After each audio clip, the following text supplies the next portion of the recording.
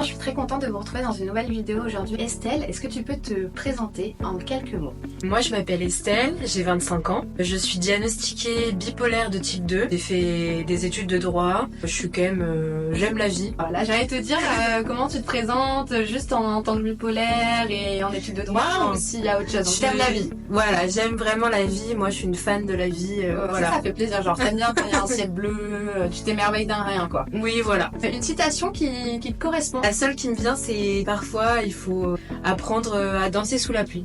Ah, c'est trop beau. Voilà. Ouais, j'adore Je danser pense sous que la pluie. la maladie m'a appris ça, on va dire. Ouais. Mais du coup, tu nous l'as déjà dit, mais ton trouble? Je souffre d'un trouble bipolaire de type 2. Il y a plusieurs types, je crois qu'il doit en avoir 8, un truc comme ça. Donc le trouble bipolaire, c'est un trouble de l'humeur déjà. Donc c'est-à-dire que l'humeur va varier entre deux pôles. L'humeur de tout le monde varie, mais là, elle varie entre deux pôles qui sont hors normes, entre guillemets. La phase maniaque, la phase up, et la phase dépressive, la phase down. Le type 1, il va avoir des dépressions sévères. Ok.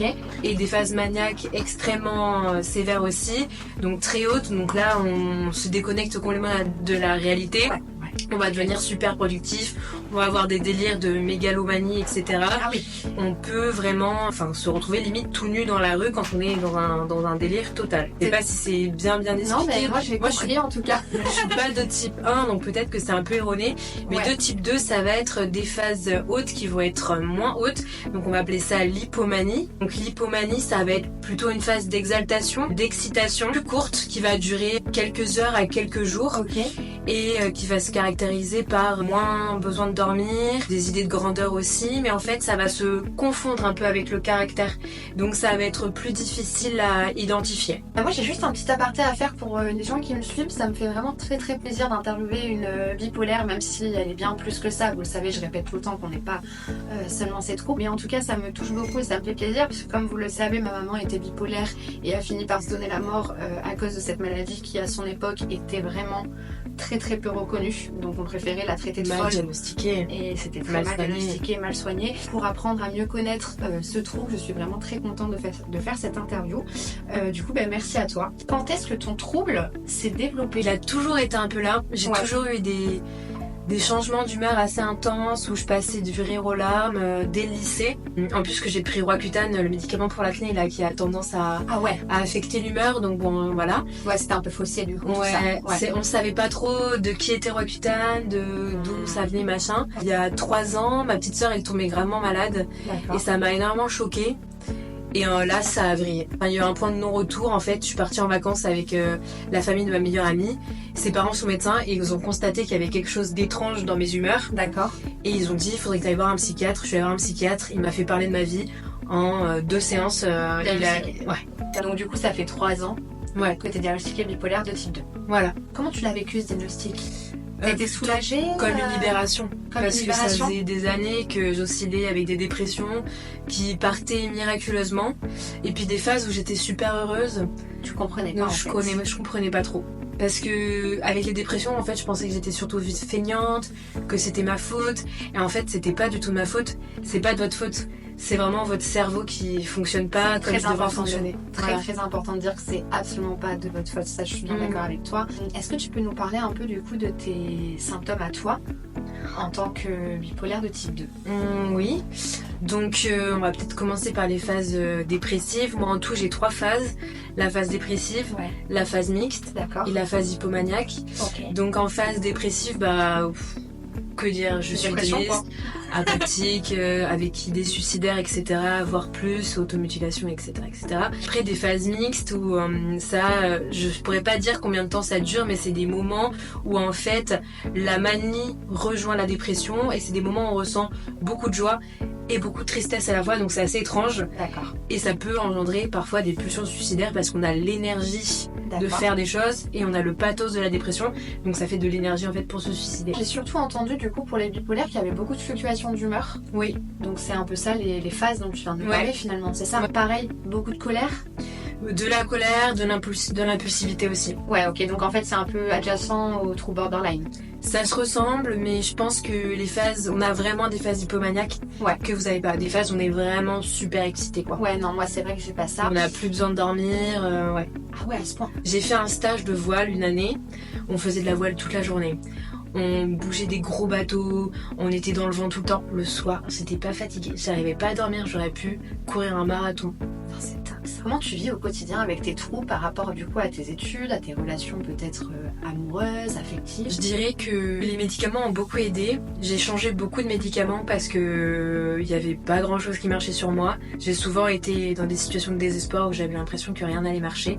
Mais ça, c'était la maladie aussi. Parce qu'on va forcément trouver un traitement qui va réussir à plus ou moins vous stabiliser et à vous donner une vie digne. Et ça, c'est vrai que ça marche. Je tends de plus en plus vers la stabilisation. Donc, ce qui se passe, c'est que c'est vrai qu'il faut mettre des petites stratégies dans le quotidien. J'ai fait de la thérapie cognitive et comportementale en hôpital de jour et avec mon psychiatre, donc qui m'a permis de organiser mes journées, me donner des petits tips pour m'activer quand j'étais un peu basse et des petits tips pour me calmer quand j'étais un peu haute. Tes relations, qu'elles soient affectives ou amoureuses, est-ce que tu peux nous en parler un petit peu ou pas? Je sais pas si c'est de la chance ou si c'est juste ma personnalité, mais ça a pas trop affecté chez moi. Ok. Dès qu'il y a eu les médicaments, c'est allé mieux. Avant les médicaments, j'étais souvent jalouse en amitié, je doutais souvent qu'on m'abandonne.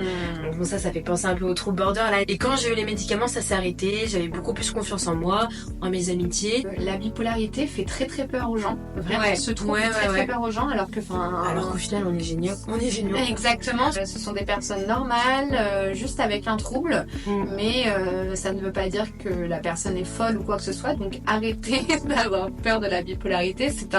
On a l'impression que c'est un gros mot, alors que c'est vraiment ce n'en est pas ça un, peut en être fait. n'importe qui. Mais il paraît que les bipolaires ont une intelligence émotionnelle assez hors norme également. Oui, ça c'est vrai. Mais extrêmement empathique. Voilà. Et je pense que c'est peut-être cette intelligence émotionnelle qui m'a permis de, après mon diagnostic, me faire beaucoup d'amis. C'est vrai que donc ça soit beaucoup d'amis. Toi, t'es bien entourée. Ouais, je suis très bien entourée. J'ai un copain extraordinaire et j'ai des amis fabuleux. Je conseillerais aux gens de bien s'entourer et de pas s'isoler, parce que je connais beaucoup de personnes qui s'isolent dû à leur trouble. Mais ça, peut-être qu'on en parlera tout à l'heure. Moi, j'ai des associations. Je connais le nom d'associations, en tout cas sur Bordeaux et un peu partout en France, où on peut venir casser l'isolement. C'est vrai que c'est important de s'entourer. Je pense que de toute façon, vous êtes des belles personnes et les belles personnes vont venir à vous. Les soins vont vous permettre de vous rapprocher de la meilleure version de vous-même, parce que vous serez enfin vous-même. Vous pourrez enfin être stable et être heureux. Donc en fait, tout va s'arranger. Ça va faire vraiment un effet boule de neige positif. Mais c'est quelque chose que je répète très très souvent, mais là vu que je suis avec quelqu'un qui souffre de bipolarité, je pense qu'elle pourra me le confirmer. Je pense que c'est vraiment très très très très important de, en plus des médicaments, se faire suivre, que ce soit par un psychiatre et une psychologue. C'est vrai, parce que... Tu as vu la différence? Ah oui. Voilà. Ouais, parce que c'est vrai que... Voilà, je me confiais beaucoup à ma famille et peut-être que parfois c'était trop. Et la psychologue, ça permet de désengorger ça. Du coup, vous crachez tout ce que vous avez à dire à la psychologue et vous gardez le meilleur pour vos proches. Moi, j'aimerais revenir sur tes études. Il y a beaucoup de personnes qui me suivent qui ont beaucoup de mal à poursuivre leurs études avec leurs troubles. Est-ce que comment toi tu as fait? Alors moi, je pense que déjà, il faut faire des études qu'on aime pour pouvoir s'accrocher. Moi, c'est vrai que j'ai étudié le droit et j'aimais beaucoup le droit, donc j'ai réussi à m'accrocher. Il faut ne pas hésiter à demander des adaptations. Donc moi, avec la cellule phase de la fac, j'ai demandé à ce que mon master, on puisse le faire en 2 ans, mon master 2. Donc j'ai fait 1 an en 2 ans, donc j'ai séparé les matières. Donc j'avais pas de surcharge de travail, j'avais pas tout ce stress. Je faisais à mon rythme et j'ai validé avec mention assez bien. En plus, phase à la fac, vous pouvez carrément avoir les cours. Si vous n'arrivez pas à être assez attentif et noter en même temps, vous pouvez demander à avoir les cours écrits. Ah, c'est pour ceux qui sont à la fac. C'est ok, on peut pas tout faire comme si on était 100% valide, car on ne l'est pas, mais on peut faire beaucoup de choses parce qu'on a beaucoup de potentiel, donc faut pas hésiter à solliciter les aménagements. Pour revenir sur ton trouble, est-ce que tu en as honte? Parce que beaucoup de gens qui me suivent, qui ont des troubles, ont extrêmement honte de leurs troubles et du coup ont beaucoup de mal à en parler. Du coup, est-ce que toi, ça t'est arrivé de te sentir honteuse? Est-ce que maintenant ce n'est plus le cas? Je pense que c'est un chemin, un peu une route vers l'acceptation. Au début, j'en avais honte parce que quand on n'arrive pas à se doucher, quand on a une hygiène dégueu, on a un peu honte quand on voit les gens qui réussissent leurs études, qui font plein de trucs, des machins en sac à dos partout en Amérique latine, machin, que nous on n'arrive pas à sortir chez nous. Il y a de quoi être l'ego, on prend un coup. Comment t'as fait pour c'est contrer tout ça, en simplement. fait Après, moi, j'ai eu beaucoup de chance. J'ai une famille aimante et tout. Donc, je pense se rapprocher vers des gens qui nous donnent de l'amour. J'ai D'accord. jamais honte d'en parler. J'ai pas honte de parler de mon hôpital de jour parce que ça fait partie de moi. Et je suis assez fière de me soigner dans un hôpital. Pour combattre la honte, tu dirais que le mieux c'est quand même du coup de s'exprimer. Ouais, je Vis-à-vis de pense. ça. Avec des gens qui réceptionnent bien et qui vous renvoient du positif en fait. Ouais. Pas des gens qui vous jugent et qui font Donc bien s'entourer. ah, quoi. trop bizarre, t'es dans un hôpital. Bah non, en fait. De toute façon, moi je dis souvent qu'on attire les personnes qu'on pense mériter. Donc si Ouais. tu penses mériter du Exactement. bien, tu auras du bien. Si tu penses mériter que du mauvais, tu C'est attireras souvent comme ça. souvent des personnes assez Mais mauvaises. en se faisant soigner, comme l'humeur va quand même mieux, Ouais. on pense mériter de mieux en mieux, donc en Donc, on général, attire de mieux en mieux. ça s'arrange. Ouais. Je pense que ça peut être lié à ton trouble. Est-ce que tu as confiance en toi? Ah, c'est clairement affecté par le trouble. À force en fait de rechuter, remonter, on imprime en fait en soi des croyances négatives envers soi-même. Ça s'appelle des postulats, donc il y a plusieurs schémas. Les postulats, c'est des schémas, c'est un synonyme. Et en fait, il y a plusieurs croyances qui se grandissent en nous, comme celle de l'incapacité. Ok. Bah forcément, quand on imprime que on n'est pas capable de se lever acheter du pain, Ouais. bah on se sent peu capable de faire les choses. Donc ça, D'accord, c'est ok. des petites choses qui restent, Ok. mais avec la thérapie, Ça- avec le psychiatre, le psychologue, ça peut s'arranger. Et avec l'entourage aussi. Est-ce qu'aujourd'hui tu es stabilisée, Estelle? Non, je suis pas stabilisée. Je suis stabilisée à 70%, Ouais. mais là, comme le médicament actuel, il me fait certains effets secondaires indésirables, on va le changer pour un autre. D'accord. Donc ça va être tout un chantier, je vais être redéstabilisée. Donc j'espère que ça se passera au mieux. Ouais. Et j'essaie de l'accepter. Comment tu le sens ça? Comment tu... Ça me fait très peur. Ça te fait peur Ça fait peur. T'as des conseils un peu pour combattre la peur? Bien s'entourer, Ouais, en vraiment, parler ouais. à son psychiatre et vraiment se rappeler du chemin qu'on a parcouru. Se dire que de toute façon, on grignote à chaque fois Ok. et qu'on tombera pas aussi bas qu'on l'a été. En tout cas, ce qui a fonctionné pour moi, c'est que depuis 3 ans, je suis suivie dans un hôpital de jour. Je vois le médecin en fait 2 fois par semaine, donc ça permet de suivre très précisément l'évolution de mon humeur et de mon traitement. Puis si vous avez une crise le jeudi, le vendredi, vous voyez un psychiatre. Ouais. Ce qui est rarement possible. Ouais, en libéral. En libéral. Certaines associations aussi qui permettent de sortir de l'isolement, comme le GEM, le GEM. Je mettrai en barre d'infos. Ouais, Ouais, le ouais, GEM à Bordeaux, il y en a. Ça permet d'avoir accès à des groupes de parole, Ah, les paroles, c'est intéressant. à des activités de groupe, par exemple aller au musée en groupe, aller au cinéma en groupe, avec des personnes aussi atteintes de troubles, mais ça permet de rompre l'isolement. Aussi, il y a des ateliers d'art-thérapie, donc ça permet de s'exprimer, je trouve que c'est bien. C'est important de s'exprimer. J'avais aussi entendu parler du Clubhouse. Donc là, c'est une association qui est un peu partout en France, à Lyon, à Paris, à Bordeaux.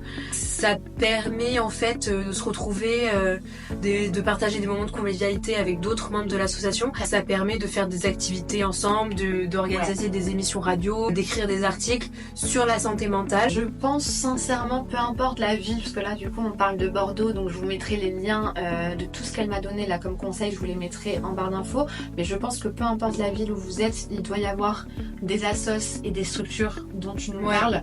Donc surtout renseignez-vous parce que même moi je connaissais pas. Mais franchement, groupe de parole, etc., association, ça m'a l'air super et je pense que c'est très important.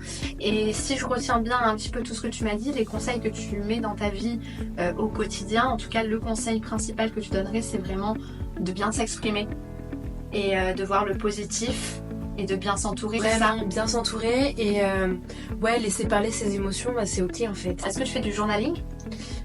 Ouais, j'écris pas mal de choses sur ma vie. Ok, ça fait du bien ça? Ça fait grave de bien. Ouais, tu Quand conseilles tu relis en arrière, tu vois tout ce que t'as parcouru. Ouais. C'est pas mal ça aussi, c'est vrai. Est-ce que t'as un petit mot pour la fin? Qu'on sera soigné. Il y a un schéma qu'on intègre aussi dans la maladie, c'est le schéma d'incurabilité et il est très traître. C'est un schéma en fait, si on y croit trop, on a trop souvent envie de passer à l'acte. Il est très dangereux celui-là, il faut s'en méfier. Et c'est faux. Le schéma d'incurabilité, c'est à chaque fois qu'on a l'impression de rechuter, on se dit je serai jamais soignée, autant terminer ma vie maintenant. Et en fait, il faut vraiment s'en méfier parce que c'est faux.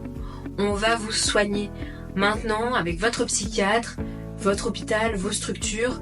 Ça va aller. Une bonne thérapie pour vraiment apprendre à gérer le trouble et on va s'en sortir. Il n'y a pas de cause perdue. C'est long, ça c'est long. C'est très long. Mais c'est possible. J'ai beaucoup de gens qui culpabilisent. Est-ce que toi, ça t'est également arrivé de culpabiliser suite à ton trouble ou pas? Ah bah oui. Bah par exemple, je suis en relation avec un garçon en ce moment. Et c'est vrai que dès que j'ai un peu des symptômes ou que je me sens pas trop bien, je culpabilise, je dis désolé. Puis j'ai pas envie que par exemple ses parents soient au courant. Parce que j'ai peur que ses parents lui disent bah écoute, t'aurais pas pu t'en trouver une un peu plus sérieuse, un peu plus mieux. Quand même. Chose à pas se dire quoi. Là j'appréhende. Et je culpabilise un peu de ça. Et comment tu fais pour contrer cette culpabilité? Mon copain me rassure et ma famille me rassure. Ouais, donc en fait, bien s'exprimer, bien s'entourer, finalement, on en revient à ça. Ouais, et rompre l'isolement. Il n'est jamais trop tard pour s'entourer. Ouais, merci beaucoup Estelle pour cette interview, c'était vraiment très très intéressant. Moi, je rajouterai, comme vous savez, une petite phrase que je dis souvent. Il faut toujours garder espoir, il y a même des fleurs qui poussent dans le sable. N'oubliez pas non plus que vous n'êtes pas vos troubles, vous êtes bien plus que ça, on se définit pas que par ses troubles, je pense que tu es d'accord avec moi. Et comme a dit Estelle, on peut se faire soigner les gars. On se retrouve bientôt dans une prochaine vidéo. Encore merci Estelle, vraiment merci à toi. Et je vous fais des gros bisous. Salut. Tape là. Meuf, tu t'exprimes trop bien, j'adore. Ah, merci.